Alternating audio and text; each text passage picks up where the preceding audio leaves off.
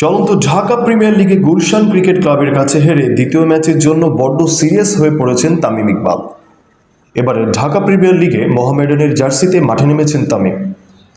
প্রথম ম্যাচে গুলশান ক্রিকেট ক্লাবের বিপক্ষে মাত্র 22 রান করে ক্যাচ আউট হয়ে ড্রেসিং রুমে ফিরে গিয়েছিলেন তামিম। তামিমের অল্প রানে আউট প্রভাব পড়েছে দলের জয়ের উপর। প্রথম ম্যাচে নিতে হয়েছে হারের স্বাদ।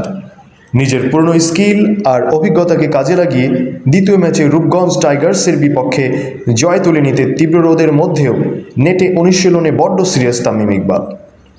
আগামীকাল সকাল 9টায় তামিমের মোহামেডানের সাথে মুখোমুখি হবে রূপগঞ্জ টাইগার্স ক্রিকেট ক্লাব।